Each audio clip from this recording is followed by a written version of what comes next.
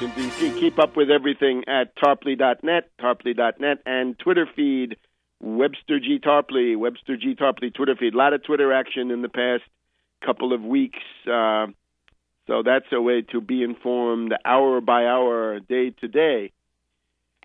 We're hearing a lot of this allegation that Ahmadinejad of Iran in 2007, when he took office, said that it was time for Israel and their regime, the Zionist regime, of course, to be wiped off the face of the earth. Well, fact is, this is not what he said. Various places on the internet you can find a pretty exhaustive analysis of this, in some cases a word-by-word translation. What Ahmadinejad said was something like this. The Imam, and I guess that's Khomeini, the Imam said that the regime holding Jerusalem shall pass from the page of history. This could mean simply regime change, right? The U.S. talks about regime change all the time. If you say, we want regime change in Egypt, this is not really a call to kill everybody in the country. It's a call for regime change. So Ahmadinejad is making his own call for regime change. And, of course, in international relations, reciprocity is the great principle. Whatever they do to you, you're going to do to them, and vice versa. And the questions with war crimes, well, is it a war crime if they do it to you, not just if you do it to them? And similarly. So this is pure propaganda. And if you look, I had a chance, I think last week, to go through the 8 or 9 aggressive actions that the U.S. has taken vis-a-vis Iran, and it's quite a catalog, right? It's the U.S. has waged war in Iraq, still there, in Afghanistan, in Pakistan. That would be one. You've got the U.S. naval presence in the Gulf. You've got the one aircraft carrier group in the Gulf. Some of them are outside, 2 more outside in the Arabian Sea. You've got bases in Kuwait, Saudi Arabia, Bahrain, and so forth. You've got, as a fourth point, you've got these economic sanctions, which have now been escalated by the United States, by the European Union, with secondary boycott. If you deal with the Iranian Central Bank, then we won't deal with you. The fifth point, the drones, espionage drones, maybe bombing drones. We don't know. The sixth is the cyber attacks, the Stuxnet, and so forth, cybernetic warfare, computer warfare.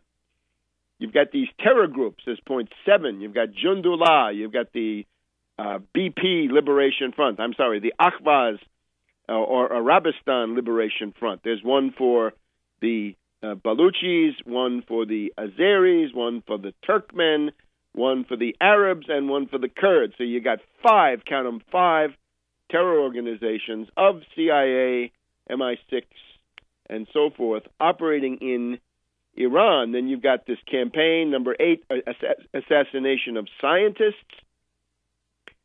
And you've got, as 9, you've got the bombings at various Iranian scientific facilities. So that makes 9, and I'm sure you could string that out and make it into, you could make easily a dozen or 15 out of that if you made each one stand alone. So Iran has been mightily harassed and provoked. Let's do what we can to try to avoid this. I noticed that Ron Paul has so far, not that I know of, deposited articles of impeachment against Obama for what he did in Libya and what he might be doing vis-a-vis Syria. Some theories are that it'll be time to attack Iran after Syria is destroyed. So let's now continue on precisely to Syria. Now here, the contrast with Libya that I think is important this week is that Libya was relatively isolated. Unfortunately, Gaddafi had never been able to make significant military alliances, above all with the Soviets, the Russians. Something with the Chinese might also have been of use, and maybe some others. But in the case of Syria, these are now given. Just in the past week, we've had the Admiral Kuznetsov, the Russian aircraft carrier, make what is billed as a technical visit to the port of Tartus, Syria. It's a visit of 3 days. It was supposedly for the purpose of refueling, but the Kuznetsov was accompanied by other freighters. Now, the freighters have offloaded weapons, and this is what we're most interested in right now. According to some reports, Russia has now delivered the S-300 surface-to-air missile. This would be probably the most, one of the most advanced surface-to-air missile or air defense systems anywhere in the world. This would give serious pause to an aggressor. And, of course, this is a purely defensive weapon. That's all it is. It can't be used to attack anybody else's country. It's only useful to shoot down bandit aircraft that are flying over your country. There had been previously the 60 tons of weapons that had been brought in by a freighter. This was a freighter that had been stopped by the Anglo-Americans or their proxies in a port in Cyprus, but then it went on. Other conflicting reports say that what is being delivered is not, at least doesn't say anything about the SAMs, the surface-to-air missiles, but the Yakonsk ship-to-ship missile. There's an anti-ship sort of super-speed cruise missile. Now, even here, the diplomatic climate is becoming exacerbated, right? There's a very strong undertone of deep hostility. For example, we have the Secretary General of NATO. This is the bandit Fogh Rasmussen, one of the people involved in the crime, the rape of Libya.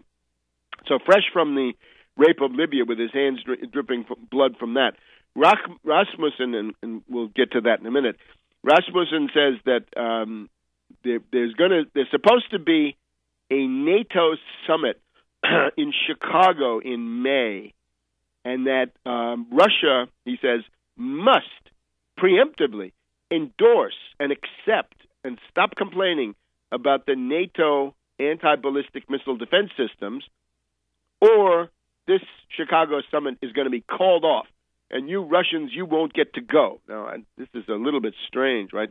You try to blackmail somebody with an important issue on the one side and a trip to Chicago, much as we like Chicago, on the other. Not so good. Connected to this is the fact that this anti-ballistic missile system is going. It's thought to be the first part operational in May.